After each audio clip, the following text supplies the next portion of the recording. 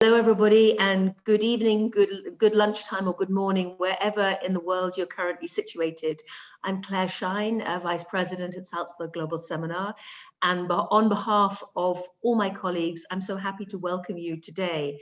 And what better day for us to be meeting than straight after World Teachers' Day. Thank you to all of you who are teachers who have managed to make the time to join. We really understand just how pressurized life is for you at the moment. And what better time to tackle this critical topic than amidst converging global crises and accelerating polarization of our societies and our economies. As I'm sure you understand, COVID-19 is a threat multiplier, but also an opportunity. You are seeing at first hand how the poorest and marginalized are being hit first, hardest, and probably worst over the long term by this pandemic and so many other factors in their lives. And that we believe profoundly that equity must underpin all the pathways to post-COVID recovery. Otherwise, it is an illusory recovery. And the talk of build back better is itself illusory because the back was based in many cases on social injustice. But it's also an opportunity. We've all seen around us, close or further from home, how people are re-examining values, what matters to them, new ways of doing business, new ways of forging community. And the market is also demanding something new, the very nature of the future of work, the future of organizations, and the way we interact through transport and everything is up for grabs. And that opportunity and mandate for radical reinvention, for bold leadership, can really help us in our push for greater social justice and social and emotional skills. So Salzburg Global Seminar, our own history, is itself a bold act of recovery after World War II. And our history is rooted in courage, in humanism, and a dedication to education. We have an intergenerational DNA. We were founded by three young people who met at Harvard during the Second World War, and who under their noses watched the Marshall Plan for economies being created by governments to rebuild war-torn Europe. But their idea was different, and it was bold and deeply human to create a Marshall Plan for the mind that would restore learning opportunities and mutual trust for those who had been brutally divided by conflict, but also deprived of what makes us fully human, the chance to learn, to share, to be curious, and to take risks with your learning. 75 years on, or almost, Salzburg Global Seminar is itself an actor in global change, deeply committed to the Sustainable Development Goals and with values grounded in equity and inclusion. And we now have over 38,000 fellows since our founding in 175 countries. We have retained that commitment to the non-standard and rising voices. We specifically reach out to embrace marginalized and indigenous communities on completely equal terms in our work. And we seek to identify and link local innovation to global resources and networks. Today is a really good case in point about how different voices are coming together on equal terms to think about systems transformation. And systems transformation is at the heart of our strategic aims today, grounded in collaboration. Social justice now reaches right across our program portfolio. Just a couple of examples. We're very focused on money, not just for our own survival, but in thinking how the resources that are available in today's world could be aligned and leveraged more effectively to reach the goals that we on this call share for the future of our learners, the future of society. So we're working with the heads of some of the world's biggest philanthropies towards a more inclusive and diverse global philanthropy, and specifically thinking about how we develop strategies to address social, economic, and historic inequality, incredibly topical right now. In our healthcare work, we're working with the Robert Wood Johnson Foundation to build healthy and equitable communities and thinking about inclusive urban development and investment, again with that focus on social justice and the chance to improve life chances, life support, even for the very youngest amidst us. And finally, another example, we've begun a new major project on youth justice and safety, working in partnership with the MacArthur Foundation and other foundations, and thinking about how the patterns for healthy, fulfilled lives or for lives that are sucked into the criminal justice system are laid very young, which brings us again back to our topic. Co-creation is very much at the root of the way we work with partners. And the discussions you'll have today are really a celebration of the power of partnership and how together we can apply our collective intelligence and our respective circles and networks to reach decision makers, to reach beyond the worlds of education, and to make the case for change for those who are not opposed, but for whom it's not in their daily mandates. Our work on education for tomorrow's world is one of the flagship series of Salzburg Global Seminar, and I salute my colleague Dominic Register and others for the extraordinary leadership they are showing globally around this topic. Today's program is going to look at the interaction between social and emotional learning and social justice through two specific lenses of pedagogy and assessment. Since 2016, we've focused big time on social and emotional learning. And we are really proud of this very strong alliance that has now emerged of like-minded organizations across the private, public and philanthropic sectors who are supporting our education work. QFI, Microsoft and ETS have become great friends and great allies in terms of trying to push back the horizons for what is possible, even at this moment of crisis. One of the most interesting examples of impact that our SEL work has helped incubate is Carine, the Global Alliance for Social and Emotional Learning and Life Skills. And today's event is part of a week-long week of online SEL activities that Carine is supporting. You can find lots more information on the Carine website, and that'll be in the chat box. And we also want to highlight that this work is interactive.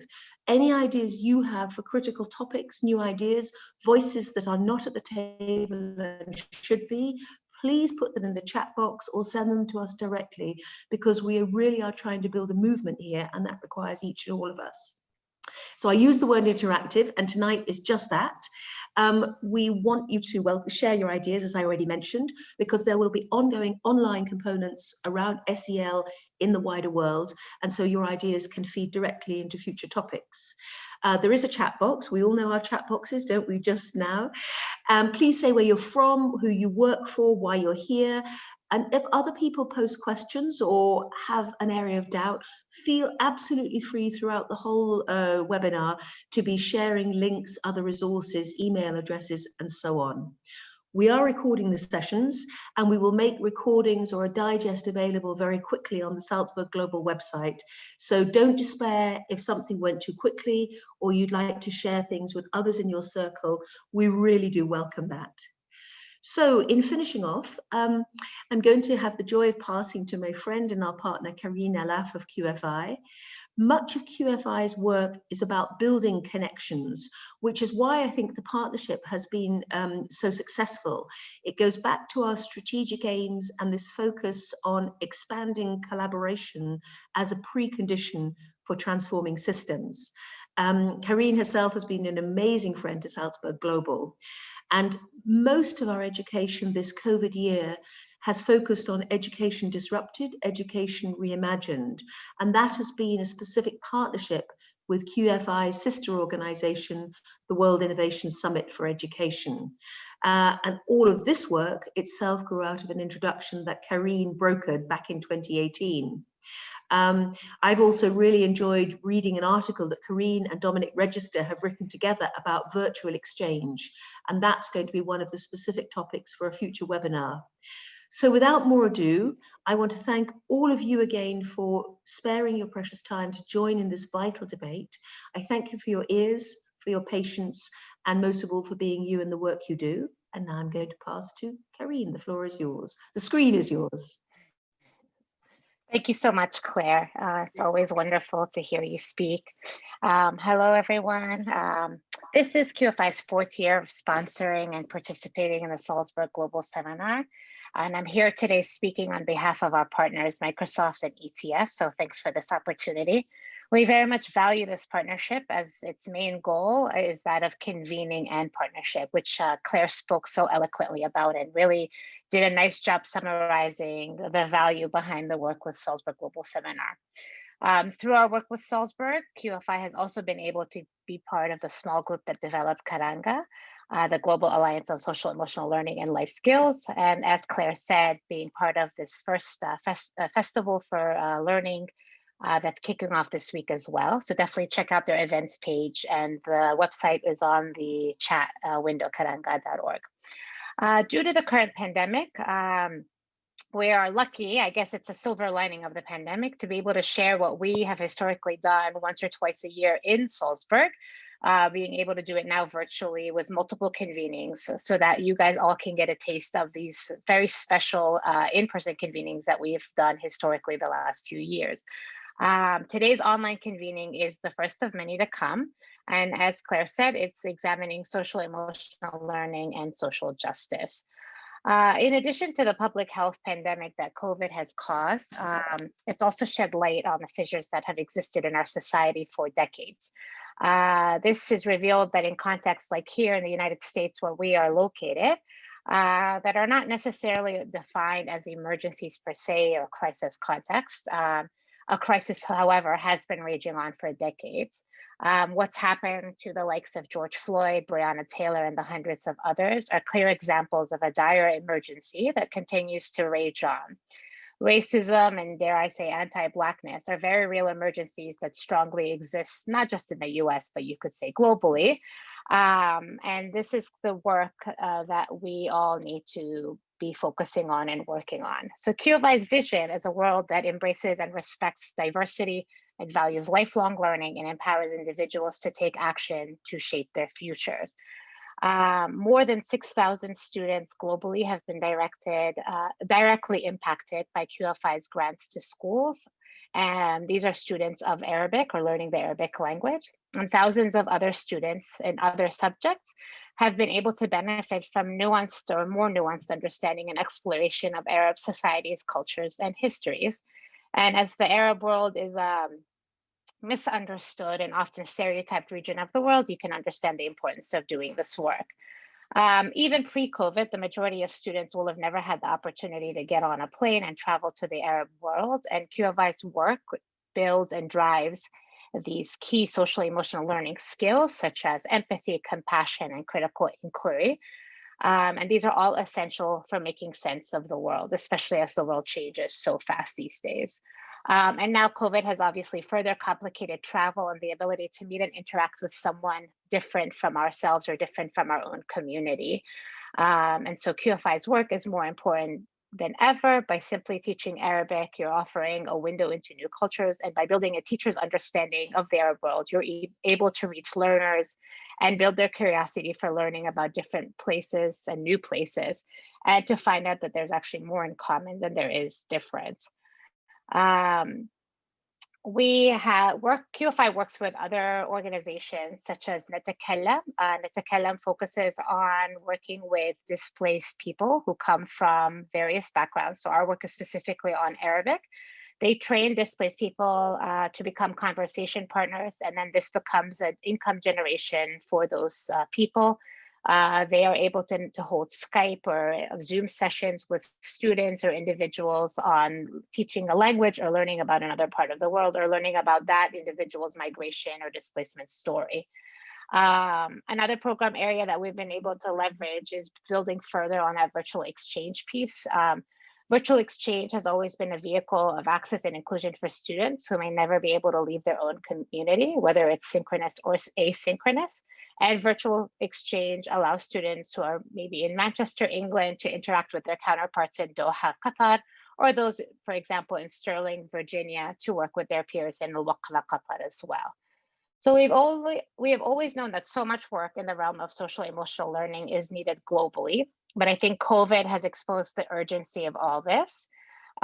Social justice and issues of equity and equality and of power are things that must be addressed head on in everything that we do, and especially in the classrooms. So now I'd like to turn to our panel. looking at social emotional learning and inclusive pedagogy with our esteemed panelists that I'm very excited to be here with. What I'll do is I'll introduce each of them and then turn over a few minutes for them to introduce themselves by framing their introduction with a question. So first, I'd like to introduce Cecilia de la Paz. She's the founder and director of Educate Uruguay. Cecilia, a lot of your work is about addressing challenges that rural schools in Uruguay face. And very often in these schools, there's only one teacher for the school and they're working in isolation with children of all ages in the same classroom. Can you share something with us about ways in which inclusive pedagogical approaches and social and emotional learning have helped develop a student-centered approach that has in turn helped with both the development of learning skills and the feeling of self-value in vulnerable socioeconomic contexts? Hi, Carine, how are you? How is everybody? Good, thanks. Something really good about COVID is the opportunity that, in a way, it kind of like turns all the barriers and all the frontiers expanded much more, right? It seemed like we got in to get out. So I'm very flattered to be here. Thank you very much. I am from Uruguay, for those that are struggling where that is. It's a small country at the south of South America. We are 3 million people here. We were talking with Tony the other day about that the situation of COVID here is pretty good right now. We only have a couple of cases per day. So that has allowed the children to go back to school, of course, with all the sanitary precautions of it. Just so you have a context of the country and the work that we do. We are an NGO that we work with rural schools. Here in Uruguay, 84% of the population, children go to public school. 42% of those schools are rural schools, but only 20,000 children are attending rural schools. So this difference between the access to the school and the amount of children, usually what happens is that the government is not delivering them the same opportunities that to the urban schools, because the ratio among how many children are there and the investment they had to do in order to, capacity build their teachers and stuff like that, it's unequal.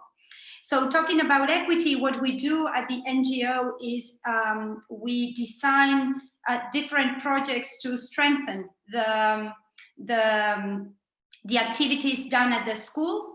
Also, we work against the clock, because 60% of the children won't go to high school. So you have primary school basically to be the education they will receive. So everything we do with the school, it has to be very efficient in the amount of learning and the amount of development of skills that the children will have to develop before they turn 12 or 13. And so that's a big challenge for us. And to kind of like the gap between the opportunities, the lack of material, books, and everything you can imagine that in the developed countries are the basics. It's like we also provide that, so we can assure a fair start. So this is just to put you a little bit on the context. COVID gave us the opportunity to raise the voice for children that are going in schools in isolation, that the situation is the isolation. Also to make aware of what the struggles are when the geographical isolation turns into intellectual isolation, and what are the impacts in equity of not having the opportunities and being not only geographical isolated, but kind of social isolated as well. So what we started to do is, as Clare was addressing, is that we create a network that is based on mutual trust. How we create that mutual trust that goes beyond having the COVID, and that allowed us to develop a virtual strategy that made people sustain. We had 95% of attendance in our capacity building plan, that it goes from 8 months. And actually in the urban areas, they were not being able to, they were not being able to sustain attendance in the capacity building, like when we had this emergency, is that everything that it's provided, it's done with a purpose. There is a purpose that that goes very related to what you are doing, and that is something that, as Jill Hall from Harvard talk about, is like we work a lot with symmetry. The experience the teacher is having with the experience we are expecting them to allow the children to have. So everything we've done with the teachers in these past couple of months totally correlates with the situation we want them to be able to raise and the opportunities we want them to be able to raise with the children. So mutual trust is basic, and the way we have built that is about being very, everything we do is very relatable to the problems they have. It's an answer to the problems they have. It's with total respect of the time they have to capacity build, and it has to answer to a specific difficulty that they are having in their current lives. So it's not about what is the best thing, it's about the opportunity of change that we see each time a challenge arises. But it's talking to that specific challenge and not about what it would be great to have. It's more about how can we go through the next step. And of course, it's also having a time frame that also we work around in our designs. Would be there has to be, as Fulan said, that someone is, it was Mark was addressing new pedagogies for deep learning. I have the honor to work with Michael Fulan, Joanne Quinn, and team. It's that you have to have small gains. So it's also this mutual trust has to be built in a combination of small gains and more ambitious kind of goals that we've been being able to unwrap during this year. So going strictly to the question, social emotional learning for us is a way of creating and sustaining that mutual trust with a lot of respect on the work they do, responding to what they have to do and what they are being challenged every day, being very close to the ground. And everything that we do has a short plan and a kind of like a month plan and a year plan and 3-year plan. And that when they experience something different, that the children are relating to the school in a different way, there's a lot of enthusiasm over there. Children go after school and things like that, then the self-value is regenerated for everyone, for the teacher, for the children, and also for the parents that are seeing that something different is going on and that it feels good. So basically that has been the work we have been addressing. For us, it has been an opportunity for change. We started working virtually with hybrid model last year with a partnership with Microsoft Latam. So when the COVID struck, like we were totally ready to move everything that we all the workshops we had face to face, we turned them all into virtual. But what we also changed was what we were talking about. We embraced that something different was going on, something disruptive was going on, and that we could not continue doing business as usual. And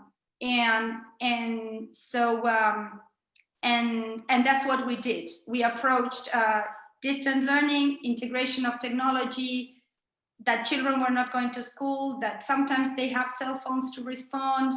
Like, what does reality look like? And we designed a solution as a response of that. So that's the way we went around this period of time. All right. Well, thanks, Cecilia. I look forward to kind of drawing out some of these initial ideas further on in our conversation. Next, I'd like to turn it to Jennifer Adams, who's the founder and CEO of Educating Leaders Consulting and also part of the executive committee for Karanga. Jennifer, you are the director of our large school district in Canada with students from very diverse backgrounds. Could you say something about how the schools in your district use SEL and inclusive pedagogies to develop school cultures that all the students could see themselves in? Thanks, Carine, and hi to everybody. It's great to be here, and I'll certainly continue on from where Cecilia went, because you know, some of the concepts that Cecilia was introducing, although our contexts are very different, some of those pieces absolutely come into place. As Carine mentioned, I was the Chief Superintendent or Director of Education in a school district of 73,000 students in Ottawa, Canada, for a period of 8 years before leaving 2 years ago. And, you know, why were inclusive pedagogies really important in our setting? Well, 21% of our students spoke a language other than English or French at home, which of course gives you a sense of the diversity. They were coming from, our students and families came from countries all over the world and came to Ottawa for their children's education and for their next step in their journey, in their life journey. So a very diverse population. 15% of our students were identified as children with special needs. So they had special education needs that we needed to address. And we also had the highest population of Inuit families outside of the North, the Canada North in Ottawa. So all that to say, a highly diverse, and we had to acknowledge for children to be well in our school systems, for children to be learning in our school systems, they needed to have inclusive pedagogies that would help that happen. So very quickly, just in the introduction here, I'll talk about kind of three things. The first one is the importance of having a policy stance, because I know some of the people that are tuned in today, you know, it has to be happening. That language of inclusive pedagogies has to happen all the way through the education system at the national, state, provincial level, at the school district or regional level, in the schools, and then in the classroom. And the only way that it will actually happen for every child in our school system is if all of those different levels in the organization are talking about that. So what I'll do in our chat, and I'll put links to the documents, a couple of things that happened. Back in 2009, the ministry in Ontario came up with 4 priority areas for the province's K-12 education system. The first was academic excellence, the second was equity, the third was well-being, and the fourth was public confidence in our education system.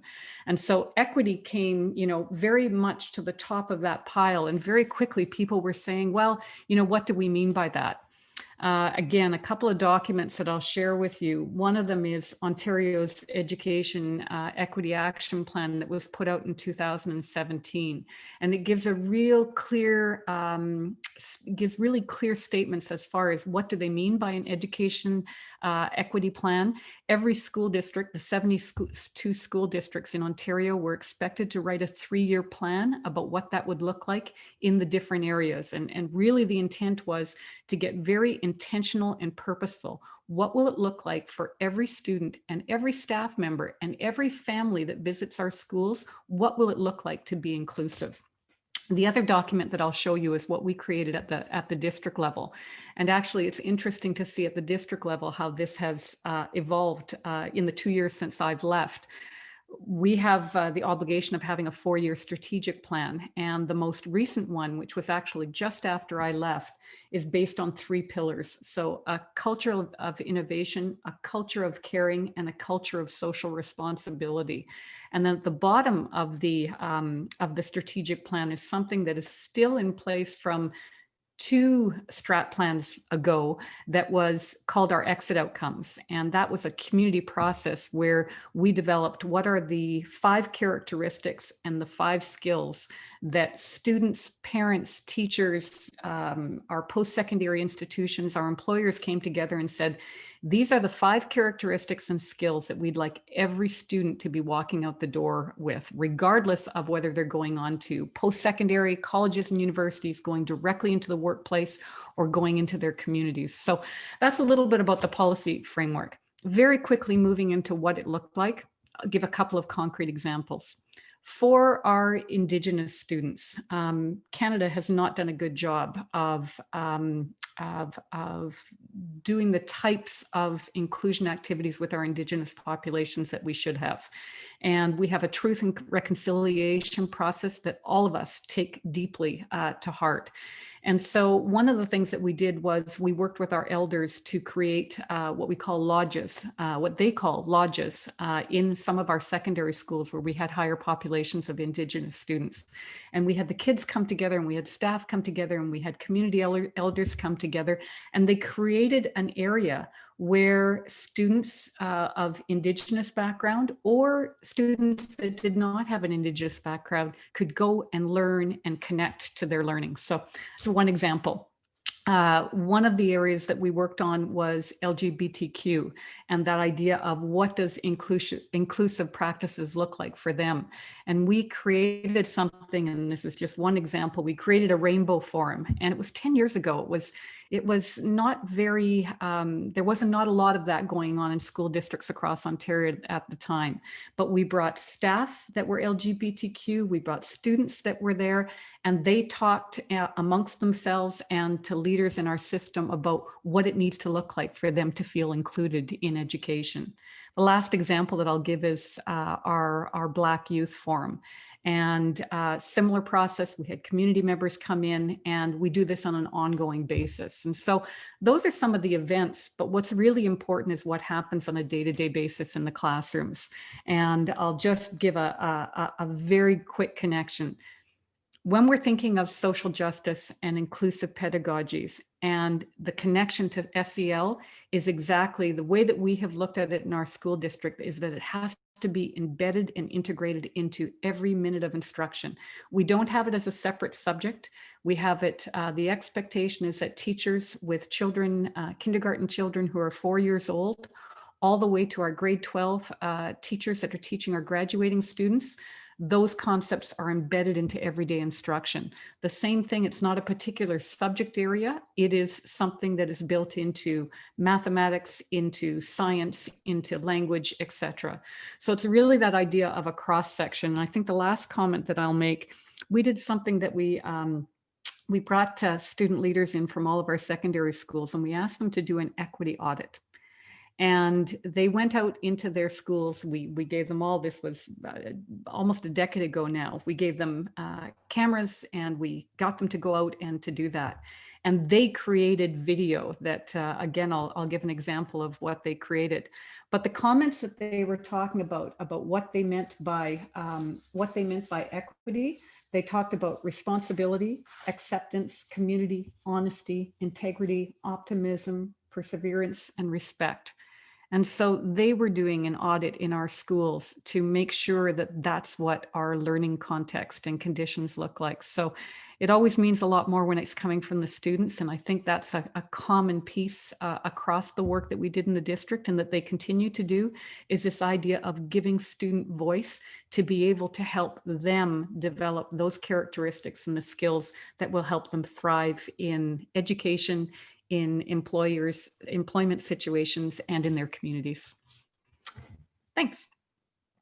Thanks so much, Jennifer. And already I'm seeing some nice overlaps and intersections between your work and Cecilia's, especially in terms of gaining that trust to be able to do the work that Jennifer, you spoke nicely about, and the examples that you specifically posed. And then also looking at the capacity building that's needed for teachers to be able to embed SEL in their day-to-day content delivery. So I look forward to speaking about that a little bit after. We have our Tony Jackson next. He's Vice President of Education at Asia Society. And one of Asia Society's main education programs is Education for Global Competence, which has at its heart the need for a greater sense of empathy. This program has acquired even more importance now in 2020, given the escalation of Black Lives Matter's led protests following the murder of George Floyd, and the idea of an education approach that challenges the ideas of dominance and power, be it over other people or over nature. This whole notion feels very, especially important at this point in time. How can this kind of program, Tony, change how people think in order to help young people develop the mindsets they need in order to have a more equitable and sustainable society? Thank you, Carine. It's really a great pleasure to be part of this really important seminar. And yeah, I mean, what I think I'd like to sort of start by saying is to speak a little bit about, in effect, why we do what we do. I'd be happy to talk about the pragmatics of it, but I think I've been thinking a lot lately because of all the things that are going on, including, the raging fires here in California, which I can actually at some point see within my own front yard. Sort of the big, deep questions we're trying to all face and how education begins to address those. And so what I'd like to say is a little bit kind of more towards the, issues of like, what are the core problems we're trying to solve, and how does education have something to do with the solution? So at the risk of huge oversimplification, let me just say that I think, how humans think can maybe be dichotomized into two competing worldviews. At the core, one view is the understanding that in the natural order of things, there are winners and losers. Some people are stronger or smarter or faster or in myriad other ways capable of achieving hegemony over others. And in this view, it's perfectly legitimate for them to do that. It's just the way things are. And so we might call this the dominance paradigm. But there's a competing worldview, which might be called the egalitarian paradigm, which recognizes that people and societies really do differ in profound ways, but these differences don't necessarily require, or certainly don't legitimize, dominance of one person over another or one group over another. Instead, the way to think and maybe act towards others is to consider them on a level with ourselves, on an equal level with ourselves, equally deserving of that which enables anybody to survive and to thrive. I think globally, we find ourselves in an age defined by the dominance paradigm, and that's certainly true here in the United States. The Black Lives Matter uprising is at its heart the unleashing of the pent-up rage against the dominance paradigm, which in the United States is manifest as white supremacy by Black people who have been systematically subjugated for hundreds of years. And as was mentioned earlier this year, we saw the supreme act of white supremacy when police officer Derek Chauvin murdered George Floyd in full public display. And what's really important to realize is that never for a moment did he think that he was not in full compliance with the law and with the norms of our culture, a culture that sanctions dominance of white people over all others. Another example of the dominance paradigm can be seen through one of the most disturbing aspects of the COVID-19 pandemic. There are literally millions of people in the United States, including our president, who believe it is impossible for there to be something as simple as wearing a mask that supersedes their individual right to act as they see fit.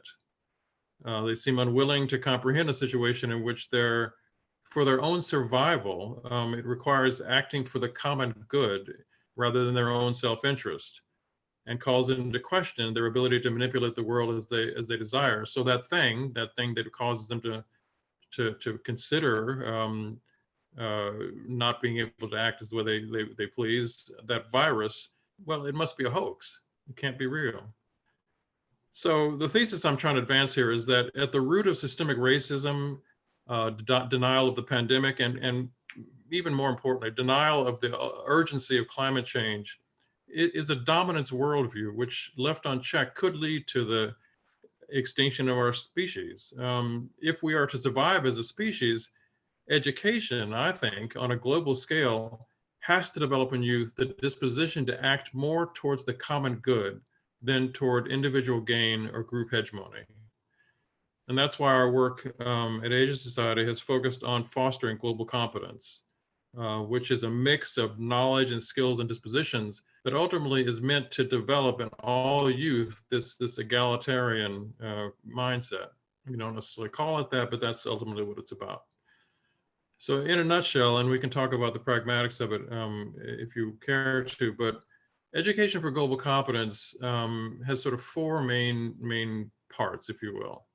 On the one hand, it requires what we consider to be the capacity to investigate the world. And what we mean by that, it requires learning and applying critical reasoning and curiosity and problem-solving skills to understand the world in its full complexity, to not narrow down or sort of water down the complexity of the world, but to understand and appreciate it in its full complexity. And really to see how the local roots of things like racism or the pandemic are sown by broader global forces. It also requires engaging children in experiences that do in fact develop empathy, deep empathy, and the ability to see the world from someone else's point of view, and in effect to counter the innate psychological mechanism of othering that is really at the heart of the dominance paradigm. It's also developing the ability to recognize and respect cultural norms that may require shifts in how we relate to and communicate with people from different backgrounds.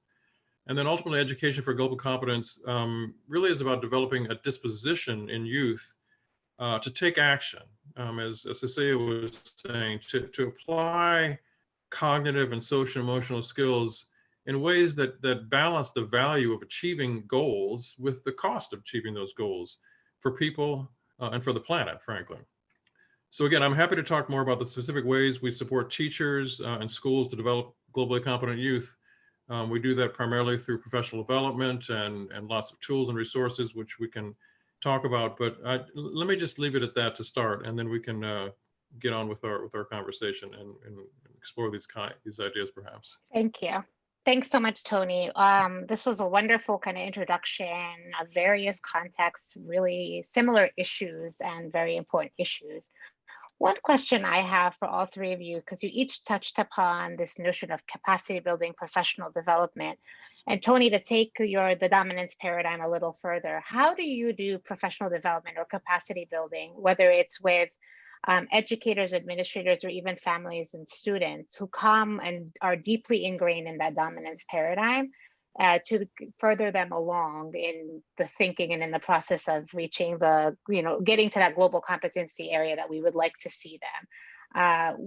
What are some skills or strategies? What are some effective pedagogies that the three of you have used in your work where it's really taking and battling that dominance paradigm, that dominance rhetoric head on and really trying to influence that change? Because I'm sure all three of you have seen that and have interacted with that in the various contexts that you work in. Whoever would like to chime in, go for it. Happy to jump in, Carine.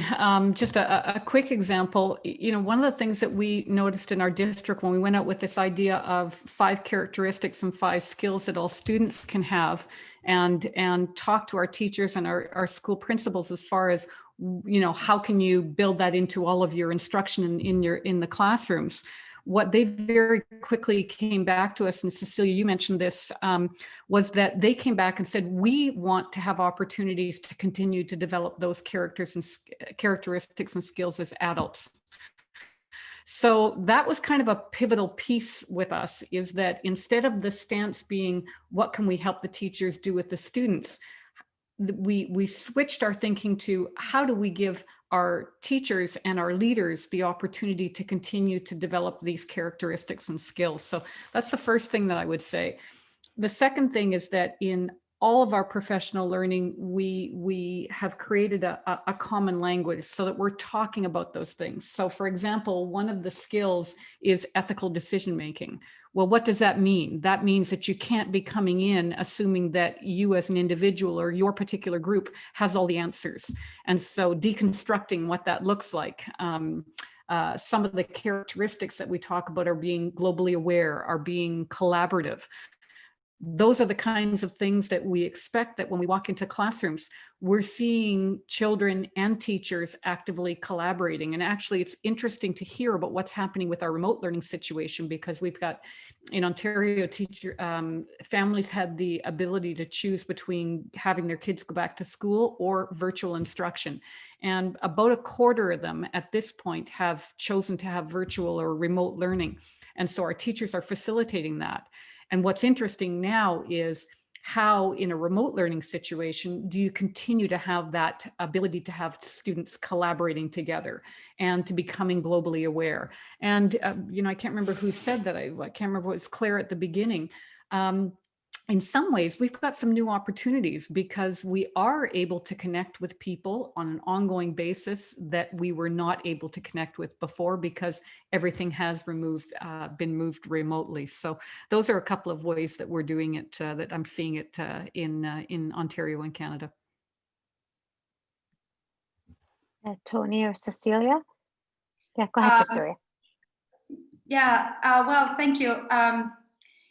I totally agree with that. I think one is to seek for the opportunity of change, to expand the horizons of what is possible, sustaining the momentum of the conflict or the crisis. It's like, oh, this is not working anymore, or now we have to change everything because I don't know, COVID came, or children are not learning this way, so we have to do it something else. So the way to there is for us, there is a window of opportunity where everybody kind of like sits around the same fire looking for an answer. So we got that attention. Once we got that attention, we really need to come up with a systemic change where you do this in circles of you do it once, you do it twice, you look for places where you can do it better next time.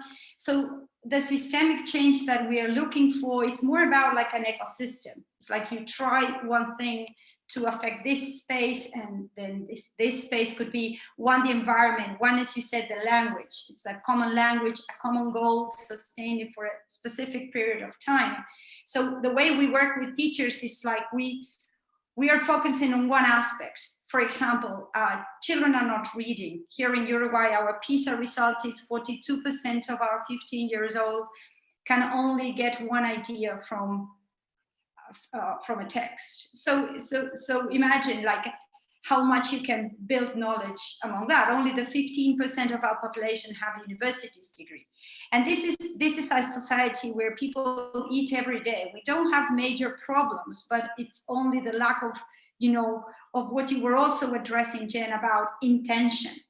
Being very intentional of what we wanna make people do, so we will come out with a different target. And we've tried so many things that we also had to acknowledge that there is a certain grade of frustration of trying. So what we do must impact pretty quickly. And here I think it's what the inclusive aspect also addresses. It's like we all learn differently, but we also all care about things in a different way.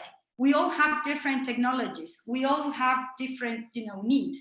So when we talk about being inclusive, it's, as you said, try to spread the opportunity to tackle what is there for me. As you were acknowledging other people's cultural background, cultural language, how many times do we ask the children? How many times do we ask the teachers what were their first learning experiences?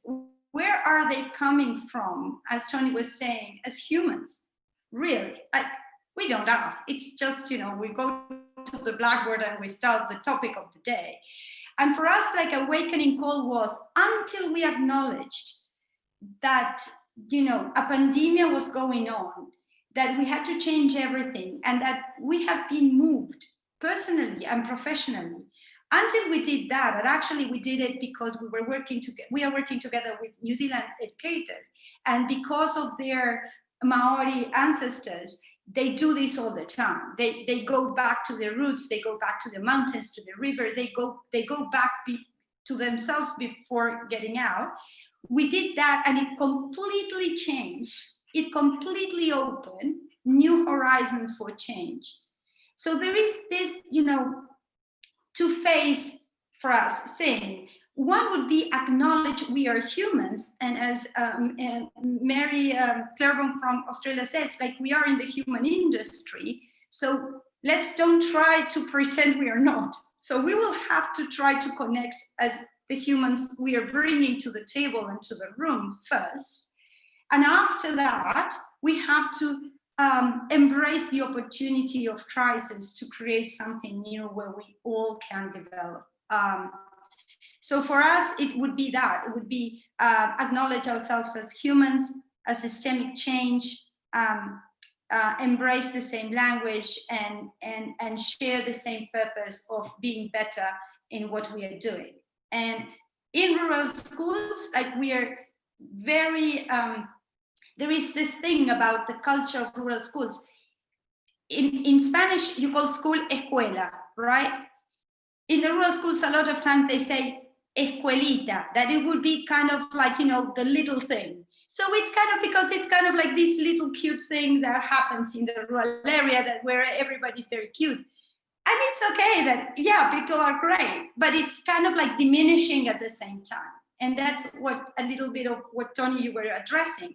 Sometimes we simply, as we use the language, are repeating kind of circles and generations of how we think things are okay that they continue to be. So what we work a lot on is like to let teachers stand on their foot as professionals. They don't are working in a escuelita, they're working in a escuela, and they're as professional as someone in,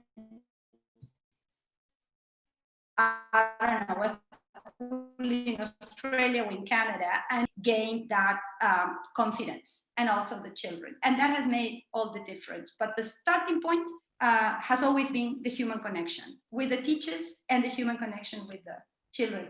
With this, I finished. There is this school, Te Akauki in Papamoa in New Zealand. I love their, I don't know if it's a slogan, but it's something that, you know, the name of the school sometimes comes with a sentence that this is in Latin America, we don't have it, but in the Anglo-Saxon word, it's more common. And it was like, know me before you teach me. And I embrace that. I think it gets a lot about that.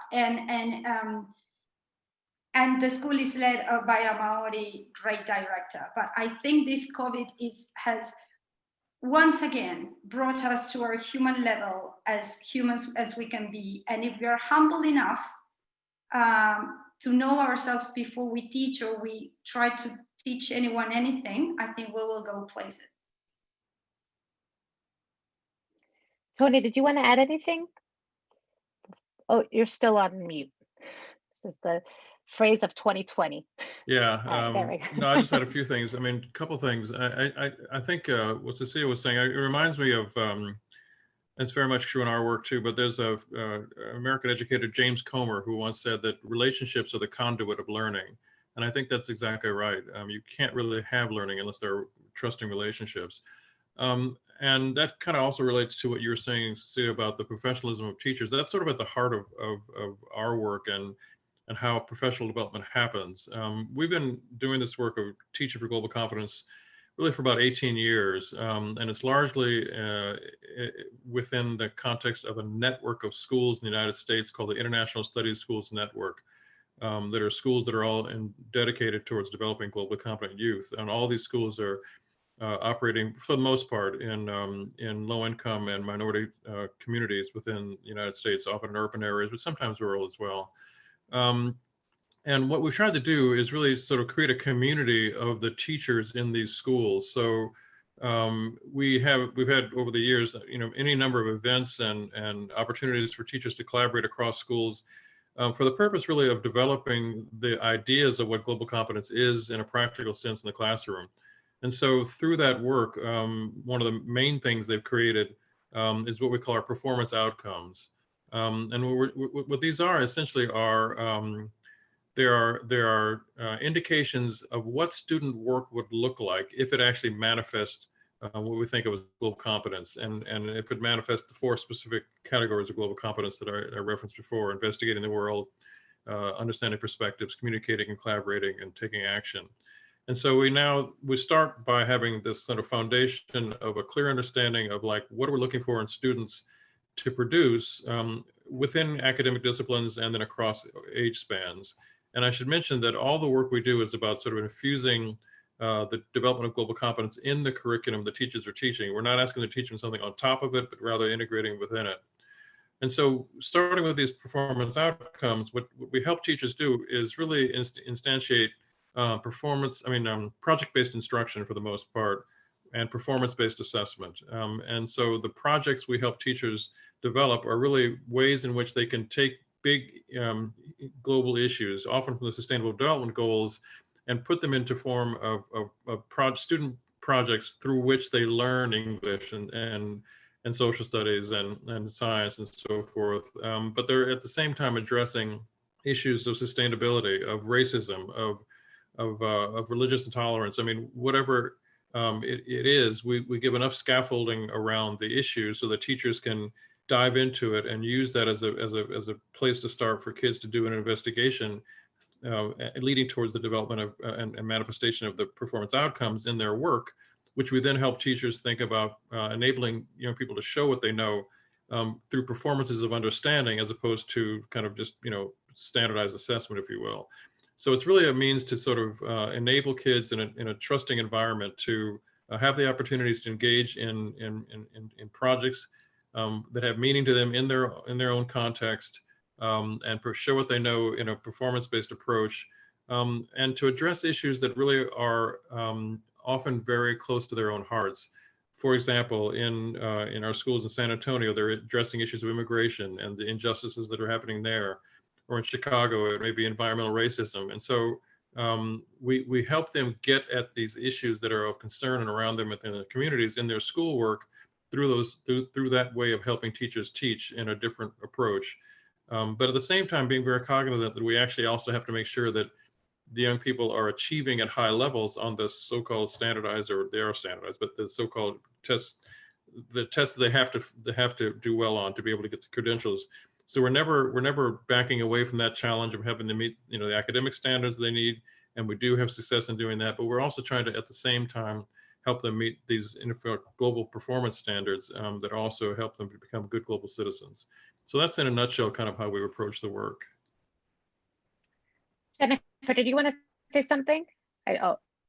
Sorry, yeah, I was just thinking, we've talked about three different things, the three of us. We talk about identity and the individual. And I think what we're better at now in school systems is that idea of really allowing the individual child to get to know themselves better, to celebrate who they are, to celebrate them as an individual and everything that came before them. The next step, of course, is the relationships piece. And Tony mentioned that idea of the relationship between students and teachers, et cetera. And then the final thing is doing it in a context that actually the students care about. And so those big meaty topics, what do they have in common? They're often, it's the student that is choosing. They're interdisciplinary. They mean something to that student. They're current. The students feel like they have the ability to be making a statement and doing some action in an area that they feel passionate about. And if we get all those things together and you look at the CASEL framework for social emotional learning, those are the kind of those three main elements within that CASEL framework. And all of these pieces come together really nicely. So something that I've heard is using COVID as an opportunity. It's really kind of exposed what is valuable in education. This making sure that the child or the student or the educator knows themselves, addressing the social emotional learning before we really worry about the quote unquote academics, embedding the SEL in the academics to get better academic outcomes. What are your thoughts, and how do we make sure we hold on to these lessons learned from COVID that I think we're still tweaking and figuring out how to best do post-COVID, inshallah, when post-COVID comes, that we keep the value or keep the understanding of the value on these things that we may not have necessarily put this much value on pre-COVID. What are your thoughts on that? For the rural areas, it's like we are pushing hard to make it a public policy, like the continual capacity building of teachers using a hybrid model. It was questioned before COVID. We were able to pull it off now. We want that to be sustained.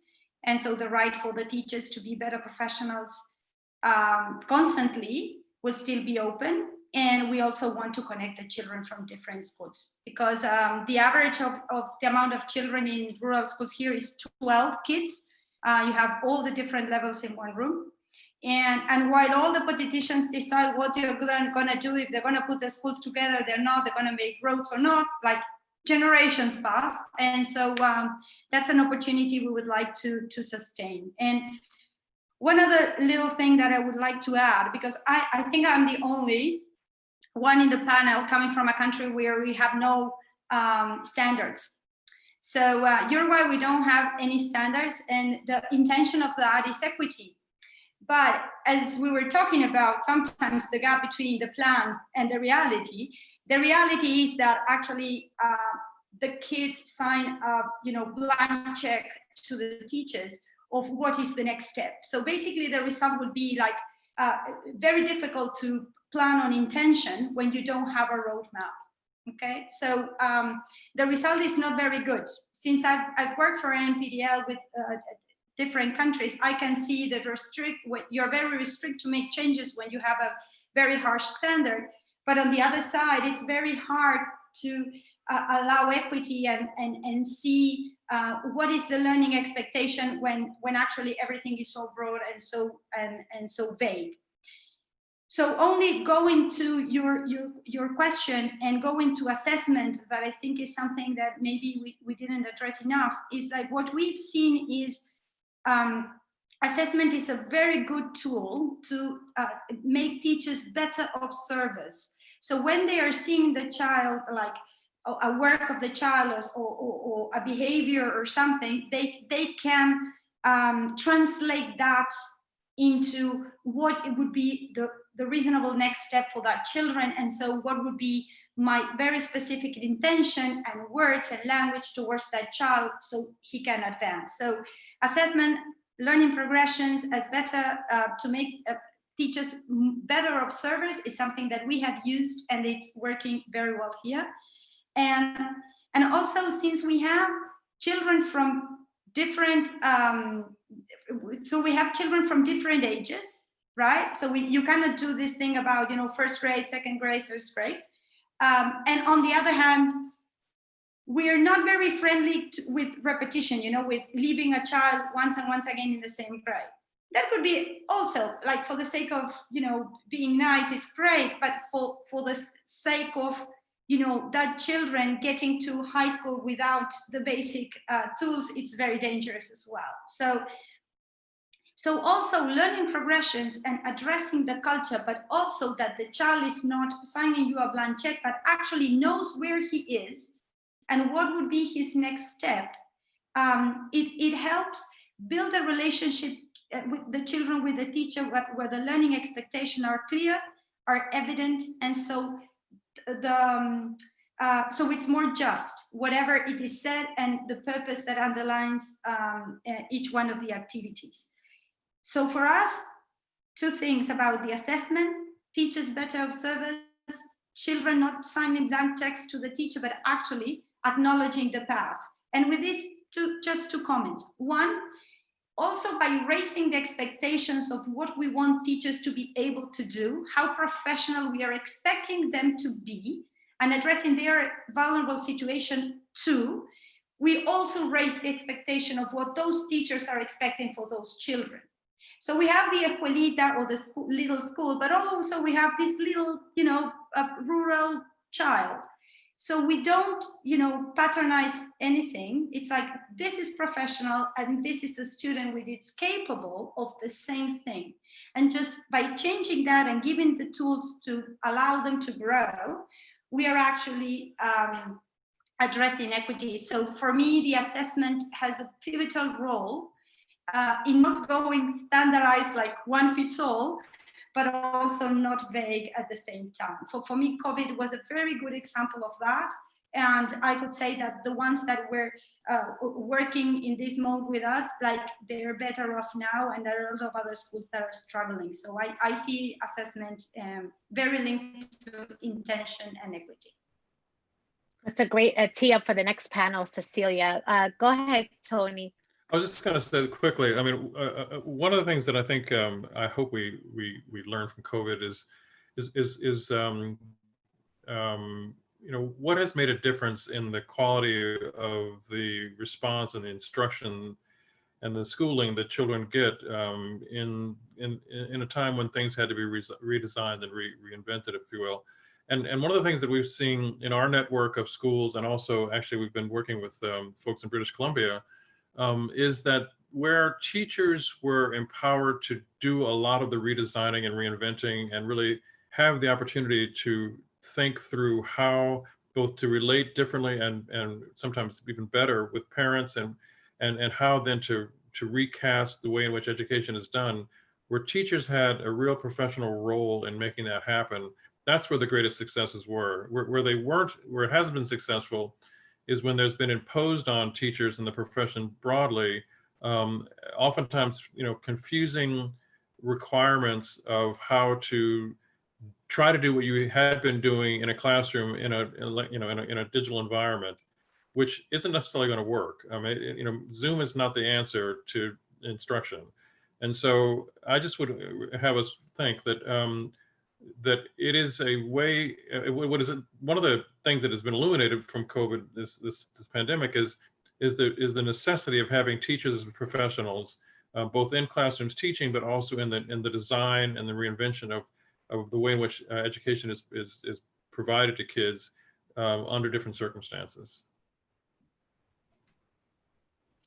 I'll just jump in, Carine, just to build on what Cecilia and Tony mentioned. Two comments that I would make. The first one is that, you know, I think the COVID situation has revealed even greater a sense of inequity that maybe it was just below the surface. And when we were forced to move into complete remote learning, you know, we knew that there was access to devices, family situations that were very different as far as how they could guide their children or be involved in their children's learning as the children were learning from home. So it just made that much more obvious what those inequities are. And, you know, I think we have a social responsibility to be thinking about how do we, now that we know more about those inequities, how do we do the kinds of actions that will help level the playing field again. The second thing is moving forward, and Cecilia talked about assessment, and Tony, you talked a little bit about the curriculum. I think it's that idea of we have to have something that has some sense of balance. When a curriculum is so completely mandated that it's all these little micro expectations, it puts teachers in boxes and it doesn't allow them to be the professionals that they need to be. On the other hand, there needs to be a roadmap so that a child that is making their way throughout the education system, there's some building of competencies that will help them to be successful later in life. And so I think this idea of curricula that are built on big ideas, what are the key learnings across the different subject areas that would need to happen? And how can we make sure that those are being taught whenever possible in an interdisciplinary, authentic type of learning situation? I think that's something that's coming out of it. And our teachers in this situation, they've been forced to look at their curricula that way, because they've had to say, okay, if I have a limited amount of time with my students, what are the big ideas that I want to be working on and having them work at home on? And I think we can learn from that and move forward. Thanks, Jennifer. We have about 5 minutes left. There's lots of ways we can close, but one thing that you said, Jennifer, that we haven't really explicitly discussed is the role of technology as a vehicle for either inclusion or exclusion. So if just in 5 minutes, if we can give our thoughts on that and how we've seen technology be exclusionary with this COVID thing or inclusive in terms of getting access to education to more students. So I'll open it up to last comments before we close up. I'll make one really quick one. And I do work with a digital math company in Canada called Knowledge Hook. And one of the things that they undertook is they went and got math experts from the different curricula from the different regions. So US Common Core, Texas, Ontario, BC, etc. And they did a project where these math experts said, if you have to focus on certain things, here are the key essentials for the children to be successful in one grade level, to be moving forward into the next grade level. And here are formative assessments based on your own curriculum that will help you do that. That task for an individual teacher is exhausting and really hard to get at. To have technology do it for them so they can play with it and administer it to their teachers or to their students, and have the students be able to follow up with their students on those assessments, not of every single thing in a math curriculum, but just those key ideas. I think that's an example of technology moving things forward. Tony, the only thing that I would quickly, I think one of the things that we've been reminded of over and over again is it's not and as Jennifer was pointing out, there have been a lot of revelations around kind of the inequities that COVID has made us aware of, and one of them certainly is in the hardware and availability of Wi-Fi and so forth. But it's also in the context of the use of technology, particularly within families, and particularly within the difference between families in low-income communities and not. It's oftentimes where there may be a device, but it's being shared by 3 or 4 people, and it's in a learning context that it's not going to be as supportive, and not supportive, that's the word, but it is going to be more difficult to have learning happen than in other contexts. And so it's not really only a matter of what technology is available, but what are the assumptions we're making about the potential utilization of technology and the inequities that can ensue there. We can't gloss over those. What our teachers and principals were finding more and more is that they had to attend and understand the family context of learning more and more, given the fact of having to go online much more than they even had before. And so it really comes to the fore when it comes to the assumption that around technology and the use and the sophistication and so forth. So it's just something else to bear in mind as we go through this, because I do think that there are going to be kind of vestiges of what has happened because of COVID lasting within our systems, and we have to be aware of both the inequities and the opportunities that they do present through the use of technology. Excellent points, Tony. Yeah, Cecilia. On my behalf, my point of view would be, I worked with technology for the last 15 years. I was part of the one laptop per child implementation here in Uruguay. Like all the schools, all the children with computers, I've been involved in that for 10 years. We really thought technology would answer the question for equity here. It did not.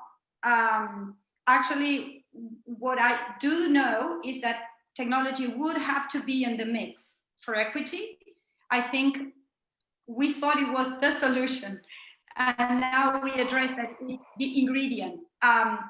That's one that, as Linda Skifferton said, it's like the best technology, it's not going to be able to, I don't know how to say it in English, but actually to change or a bad teacher. It's not even the best one would not be able to make the work or to lessen the impact of a bad teacher. And having said this, I truly believe technology has to be on the mix. For us, it has been great. We trust it a lot for the, as I say, for capacity building. But I trust much more to work on the social assemblage of the pedagogical intention and the technology. And the human factor of it, of coming together, the solution with the human element. And 2 things on that. One, a book I totally recommend by Alessandro Barico that's called The Game, on how it's not only how the technological revolution actually, it's a consequence of a mental revolution, and it's not the other way around. And the second one is that I would love if someone is doing a learning progression that relates like the knowledge that teachers have of technology and the knowledge of pedagogical intention to use it. I think that would really, really help to start finding those missing links between the industry of technology and the knowledge of pedagogy. But I really believe that technology and pedagogical intention, the knowledge of the teachers of that technology and the intention they use it, that would give them the tools they need to be creative and actually intentionally use that to expand the horizons of the learning for the children. Until that, it's going to be the industry trying to push the technology in, and the teachers kind of like survive the mix. Yeah. Thanks. So Cecilia, Tony, and Jennifer, thank you so much for your thoughts and insights on this really excellent topic, and one that we could spend probably days speaking about. For the participants who are with us, please make sure you are back at your monitors and the Zoom link in about 14 minutes, about 30 after wherever you are. So now we're going to transition to a break. Thank you again. Thank you.